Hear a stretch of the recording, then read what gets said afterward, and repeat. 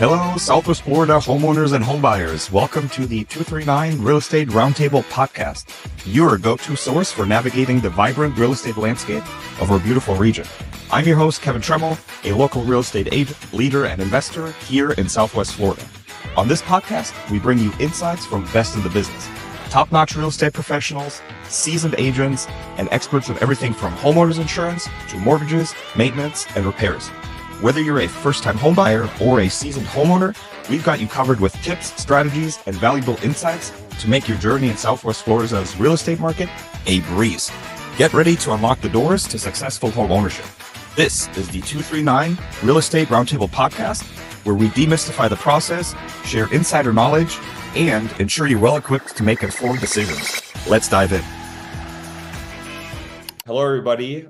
Today, we are thrilled to introduce Denice, a distinguished and award-winning real estate professional and founder of the Luxus Group. With 15 years of experience and numerous accolades, Denice brings a very dynamic approach to real estate in Southeast Florida, making her an extremely sought-after authority on luxury, investment, and commercial properties. Welcome to the show, Denice. Thank you. Thank you for having me. I'm very excited to Awesome. Yeah. Thanks for making time out of your busy schedule. I really appreciate it. Denice, why don't we start just so the audience can kind of get to know you a little bit better? Why don't you give us your real estate story? How did you get into real estate and why, and how long have you been doing this? Of course, and thank you for inviting me. I love to be involved not only in our communities, but in different other areas.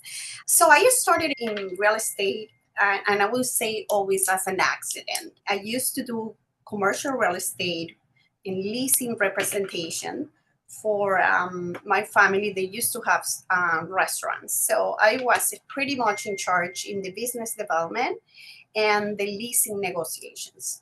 So I did that for quite a while. After leaving college, we started a franchise business, and then I did that for 10 years. And it was one of the top franchise in the country, so I learned a lot. Eventually, 10 years passed, and I was loving what I was doing. We grow pretty much our area, but we decided that it was time to let the restaurants go. And so I joined Coldwell Banker Commercial in the Boca office in the beginning because I had a lot of people that I know, Duff Rubin, and who is right now the president of Coldwell Banker. He was doing commercial real estate along with his dad. And pretty much I started in the commercial side. But I always had it, you have to think about it. I was young, I was a woman, I'm 5'2", and I was going into a brutal commercial real estate where if you needed to have experience, you needed to have a men's look. And so back then I said, okay, why can we don't make this easier for the public, for the clients that they want to start a small business, which is the things that I understood the most. Yeah. I want to make this easier.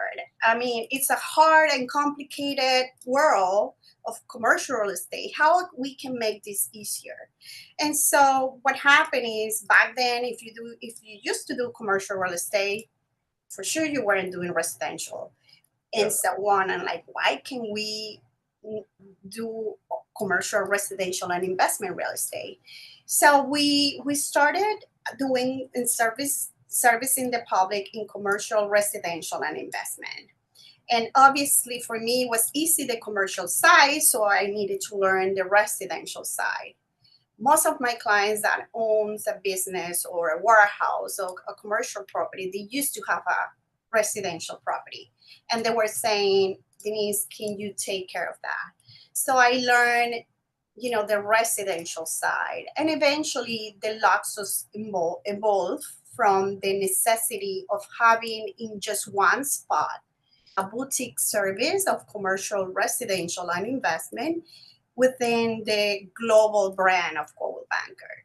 Right. I'm curious to hear from you. You've kind of alluded to this. Well, first off, for anybody who doesn't know, yes, commercial is definitely there's not as many people that just enter commercial, right? As you probably have the same situation on the East Coast, a lot of people enter and leave residential real estate every month, right? But in commercial, it seems like there's, a handful of steady players and you really gotta know what you're doing and things like that. So hats off to you, first of all, for starting in commercial, not in residential. So that's pretty impressive. And then I'd like to know from you, what do you like more? Like, what do you commercial or residential? Because I do mostly residential, but I've done a few commercial and it's definitely very different. There's a lot less emotion. There's a lot more just like numbers and what does the paperwork say and a lot more black and white. But what do you like more? What are kind of the differences? I'd love to hear from you. I love commercial real estate. Nice. I love to my bonds. It's not only easy for me to work with men because I'm a man in a woman's body. Nice. I don't get hormonal about transaction, Yeah. about, I'm coming to the office. Residential is a drama. Yeah. But the real world of commercial, it's more professional. It's everybody, the standards are higher. And when you work with higher standards, things are, in a way, for me, easy. Yeah. Because everybody is on the same page. Yeah. I love the idea of working with the majority of the commercial agents are men. So, and men is very straightforward. For me, it's really easy to work with the commercial transaction and investment as well. Yeah. I learned how to work the residential. It's not easy because, the standards were not quite there. I think they will get there eventually with everything that is happening now. Yeah. But I think what happened with the residential world is that people thought that hiring a realtor, it was like someone without any credentials or with any professionalism. And for me, it's like hiring an attorney. If you hire me, it's like a dozen level. I'm a professional. I have a background in business. I have a background in commercial real estate and investment. When you're hiring me, take me seriously because I'm serious in my business. And it's the same when you hired a doctor, an attorney, and when you hire me. So for me, it's trying to elevate our residential side, but I love to work the commercial side for sure. Nice. That's a good answer. And I agree with you. I don't know how it is in other states, but in Florida, it definitely seems like there's a pretty low entry barrier to entry on the residential side when it comes to getting licensed and hired and agents and things like that. But Denice, so just me reading on your website, you've received numerous awards and accolades and recognition. One of them being recognized as one of the America's best real estate agents. Why don't you shed some light on some of the awards and accolades that you've received over the last 15 years? I'd love to know more about that. Sure. Well, my first award was the first year I was serving the public in commercial real estate. When I joined Coldwell Banker, I was the 2013 Agent of the Year. Nice. And I'm telling you, that's why I always say, it doesn't matter if it's your first year. Yeah. You can have a terrific year. Yeah. For me, it was about the resources. I knocked every single door when I started doing this to the public. And some of them opened the door, some of them they just closed the door in my nose. Yeah. But that's fine, and that's okay. Yeah. So that year, believe it or not, yes, I was coming with different relationships I had for 10 years of leasing representations. Right. But I knocked doors, and these doors were open, and I took the opportunity. And for me, that was, my first award. The first year, I was able to do 6 digits in real estate back then. Yeah, which back then was even more than it is today. It was a lot, but it was really my drive of making my business of real estate as a real business. Then eventually, I have my bumps in the ride. It's not easy. It's not been at all. When people see the results of what I built today, it's because many years of hard work, dedication, and rethinking and readjusting like even 6 years ago, when I thought I was doing the best team, everything went to scratch from zero. But I think it's a matter of how you look things in life.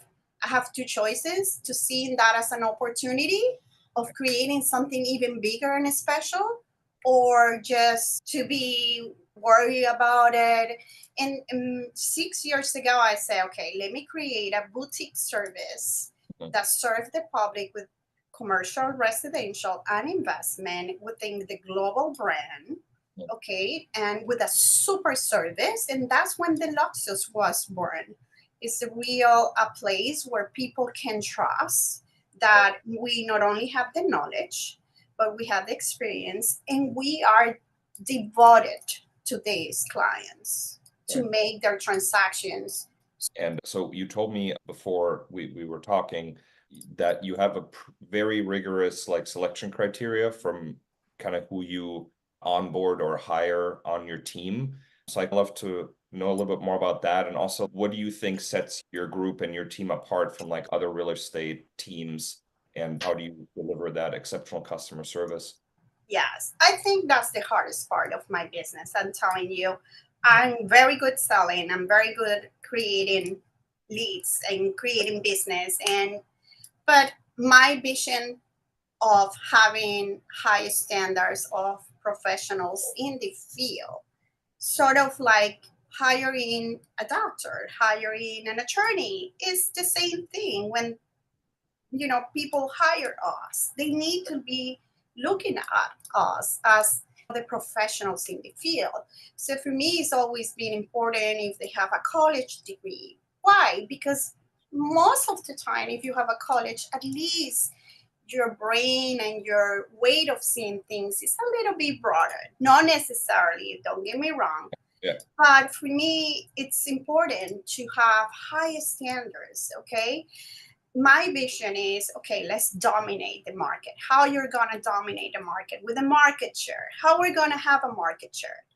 And I try to convey that to my agents. Some of them, they don't get it. A lot of them left. I'm telling you, a lot of my agents, they don't even understand what I'm trying to explain as far as the importance of working with your colleagues and just having the same level of expertise and the domination of the market and the market share. I remember the first time I tried to explain that to the team, 3 left that week because they don't even understood what market share was. Yeah.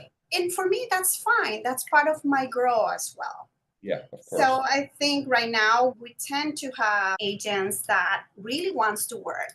They have a background, sort of any field, and they spend time in education, and they want to spend time doing business. Because if you don't have those, you're not going to generate income, period. Yeah. So it sounds like when it comes to hiring or growing your team, you're definitely, it's quality over quantity, it sounds like. It's quality over quantity. And even when they're a part of the team, right now, I'm not doing things easy for them. They have to put the work. They have to put the education. I can share marketing strategies. I'm pretty good at that. I can share, listen, if you go in this route, it's going to be easier. It's going to shorten the time of success because I've been there. Yeah. Is whether they want to do it or not, that's another thing. Yeah. Yeah, there's a saying that I like. It's successful people do what unsuccessful people are not willing to do. So it sounds like, you brought up a good example with the door knocking, right? In the beginning of your career. Not everybody does that, especially in the Florida heat or in the Florida rain, whatever, time of the year it is. So that's something that has always stuck with me ever since I heard that quote. And I still do it. Yeah. Let me tell you, I do it in a different way. I'm going to show you the door hangers. We have some door hangers. And I still do it. Yeah. And let me show you this really quick because people is afraid of doing that. Like this is my door hanger for the 4th of July. Ah, cool. So I put a little 4th of July candy with a little flag.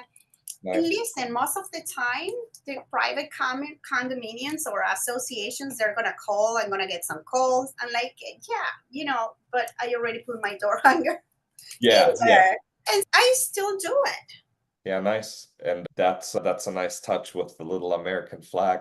That's Listen, I'm American Venezuelan. I yeah, love this country to my bones. yeah, I'm very grateful, and yeah. I'm grateful for all the opportunities I have. That's awesome. So for me to put this flag here, it's more important than anything during the year that I do. Nice. What year did you move here from Venezuela? What year did you move to Florida? Well, I started in 1998. Okay. Okay. So, Yeah, okay. long time. Close to 30 years, going on 30 Yes, years. I Nice. love this country to the bones. For me, it's my country. I had so much respect. When I became America, it was the greatest day of my life. Nice. And I think that the true success is to be grateful.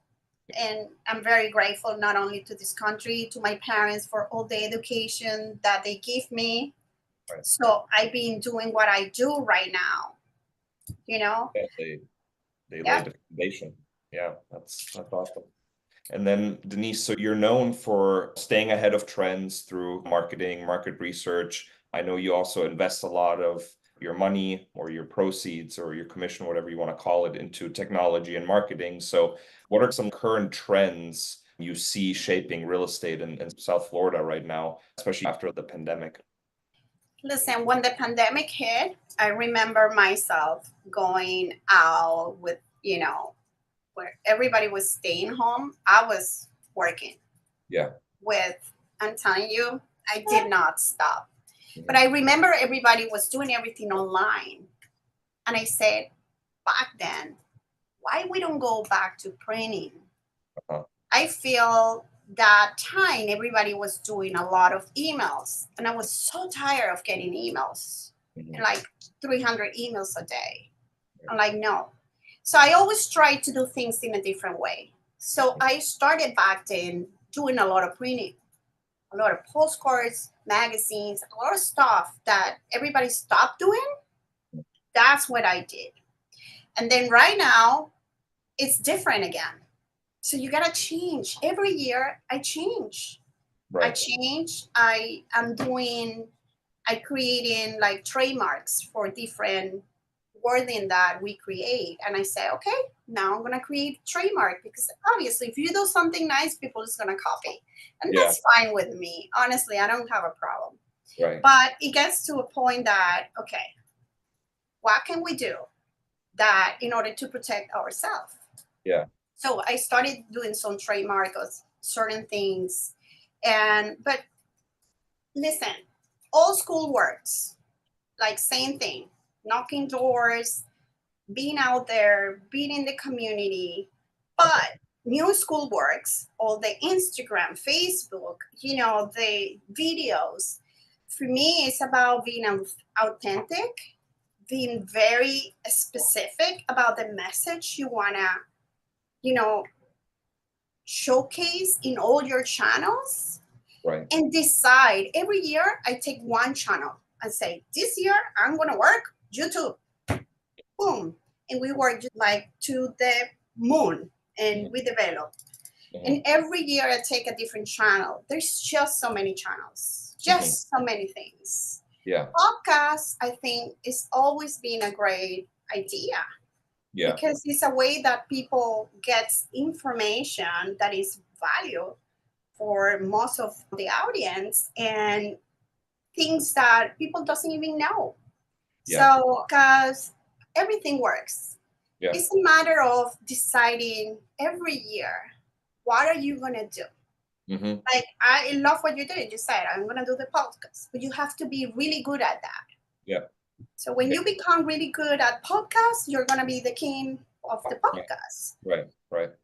Yeah, it goes back to quality over quantity, right? Exactly. And, I think also you got to give it some time, right? You mentioned different channels, whether it be Instagram or postcards, more like old school, or YouTube. Yes. You got to give it some time, obviously. Would you say right now your marketing is more old school heavy, so to speak, or is it more new school heavy, or is it like an even mix, would you say? It's an even mix. For me, it's persistence. Okay. People think if they do one postcard, it's going to work. Yeah. No, you Right. have to do 12 postcards during Yeah. the year in order to see a result and invest. It's an Yeah. investment you're doing. Same thing with your podcast. What you just say, I'm going to do one every week. I'm going to do one. But you have to be persistent and you have to be consistent. Mhm. So for me, it's right now 50-50, old school, new school. Mhm. And I think the most important part is how are you going to connect with Yeah. people? Right. It's connections what we do, and marketing is connecting. Yeah. So how can we connect? Yeah. And how we can connect with the leads? The leads are clients looking for selling or buying. Yeah. So for me, I really don't like to generate leads. I tell you, I like to generate clients for life. Right. That's what I love. Yeah. Relationships. That's what I love to do. Relationship for life. Nice. Nice. And then what would you, maybe this answers my next question, but you've done hundreds of transactions, you've been doing this for many, many years. If you were to name one thing, what do you think has been the key factor for your success over all these years? I'm very honest. Honestly, I'm honest. If I feel my client is doing a really bad investment, I'm going to tell them, step out of the deal. I don't care. If I lose all the time and money I put on, I lose money most in some deals. Yeah. But I'm very honest. If I feel they're doing the wrong thing, I'm going to tell them. It's obviously up to them whether if they want to pursue it or not. Right. I can force that. Yeah. But I will give my recommendations. And I think when you are honest to your clients, really that you're not seeking a compensation immediately, you're seeking a relationship. Every time they're going to think about real estate, they're going to be thinking about you. But Right. the key is that after you close a transaction, you have to be there for them. Yeah. Yeah. Just up until closing, right? That's the worst. Right. Like, You have to be there. And then you're gone. That's bad. You have to remember, even if they later on they hire you and for some reason you did not close a transaction, it's okay. It's okay. You're not going to win every single transaction. Yeah. For me, it's a key to be honest, to be persistent. This year, I decide I'm going to go after the ultra luxury. And that was my goal this year. Yeah. I said, I'm going to go like literally to have multiple listings over $10 million. And I already have 2 today. Nice. So what I'm trying to say is not, it was easy? No. But you have to put the work, strategies, resources, investments in order to reach that goal. Yeah. Yeah. Awesome. And how did you go about that? Just curious. Because obviously the luxury and ultra luxury is something that a lot of agents are striving for long term, and it obviously gets easier as the more established your business gets. But what's like one or two things you did to kind of penetrate that market? Relationships. My first ultra luxury business was given to me by a client that even his daughter is a realtor. Wow. Yeah, that means a lot.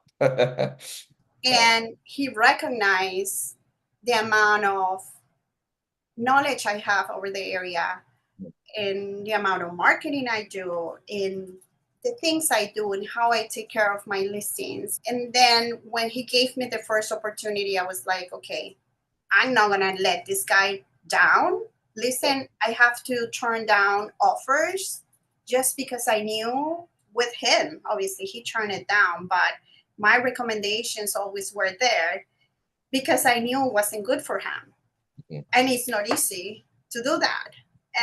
But I'm so loyal to him that, regardless it's going to close today or in 5 years, yeah, I'm going to be loyal and grateful for the opportunity because Yeah. he opened a door to me that then after that, I got another one of over 10, and then I got another transaction and things like that. Right. But you can never forget where you're coming from, and you have to be grateful for every opportunity. And it's not easy.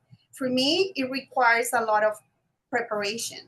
Right. When I was called for first listing, of back then was 9.5 millions. I did my work. I study. Mhm. I study like anyone before even going to that property. Yeah. I did a research, study the seller, everything. Yeah. Because if you don't get ready and prepared, you're doing nothing. Same Yeah. thing. I just got another listing that is going to be over 10 millions here in Weston, which is a big thing because Yeah. we used to don't have these listings in our area. Right. Listen, this guy, his level of culture is insanity. He's brilliant. Mhm. And he put like the most amazing wood, the most amazing materials on the property. And I call my friends and my brother-in-law, who's an architect, and tell me how much it will cost to rebuild this house. Mhm. You know? And he told me they won't do it these days. Yeah. Right. It's a special home. They're doing chevron wood, and the flooring was coming from Italy and France, and Right. but you have to get, if you don't have the knowledge, you have to seek that knowledge Right. because you're going to look like a fool. If you Yeah. go to that house and I say, okay, you got to paint in everything in white, he's going to be like, what, are you nuts? Yeah. Right. You know? Yeah, interesting. That's good. Good points you bring up there. And to wrap it up, Denise, so someone that's watching this that might have just been licensed or is thinking about getting into real estate, or maybe has even been in real estate for a year or so, and they're looking to kind of take that next step. What kind of advice would you give somebody that's looking to get into real estate or just got licensed? I think that the first important part is to know your contracts. That's Mhm. critical. I know so many agents, they don't even read the contract. Yeah. They have to know the contracts. You have to read the changes. You have to be on top of every single change that is happening in our industry. I wake up early and I read the news every morning about real estate. That's the first thing I do. Yeah. Okay, so that's number one. The other important part is to be surrounded with the people that is greater than they are. Mhm. Okay, I always surround myself with people that is better than who You, I am. yeah, you surround yourself with people that you want to get to that level. Yeah. You have to surround yourself with great people, meaning great people as a realistic. I just don't care about if they're successful and if they're really horrible people. I Yeah. don't want that people around me. Right. I want really good people around me. Yeah. And the other thing is stop going to the trainings and trainings and training and use that time knocking doors, going to your family members, to your friends, to your neighbors, everywhere with a flyer. Knock doors. When Yeah. you knock the door, somebody's going to give you an opportunity. I'm pretty sure. Yeah. Nice. Those are great advice. And then lastly, if anybody wants to get in touch with you to buy or sell or invest in real estate, residential or commercial, as we heard, you do it all. So basically anything real estate related, Yes, if somebody wants everything. to get in touch, and like you said, that was the goal of starting your business, right? One-stop shop, boutique style, and I think you've accomplished that. So if somebody wants to get in touch, Southeast Florida, anything real estate related, how can they get in touch? Of course, we're going to link all your social media and your website down below in the description. If you want to tell everybody, that'd be great. Listen, for me, I'm very accessible. They can have my phone number, text me, WhatsApp. Even if I'm traveling or if I'm doing something else, I'm going to be in contact with my clients. So my phone number, 954-914-6339, or my email at info@deluxus.com. That will be the other way. But I'm very accessible. If you call me, you text me, I always going to respond. I'm not that type of agent that, they don't Yeah. even respond. No. regardless. I will be there and that's the other thing. I'm there for my clients. Yeah, awesome. And I can tell, otherwise you would have not been this successful. So that's given. But Denice, thank you so much for your time. I really appreciate it. I appreciate your insight into your success, and hopefully anybody listening to this, whether it be homeowners or buyers or even other agents, got something valuable out of it. I know I did. So I just want to thank you for that and sharing. And thanks for coming on the show. And hope you have a great rest of your day. Thank you. Thank you for your time. I love this. Of course. Perfect. Thanks, Denice. And that wraps up another insightful episode of the 239 Real Estate Roundtable podcast. I hope you enjoyed our discussions and gained valuable knowledge to enhance your home ownership journey here in Southwest Florida. A big thank you to our incredible guests and, of course, to you, our listeners, for joining us. If you have any questions or topics you'd like us to cover, or if you'd like to connect, feel free to reach out. You can find us on Instagram at @KevinTremmel_real estate, on Facebook at Kevin Tremmel Real Estate, or visit our website, kevintremmel.com. Don't forget to subscribe so you never miss an episode. Your feedback is crucial, and we're always eager to hear from you. Until next time, this is Kevin Tremmel, your host, signing off. See you on the next episode.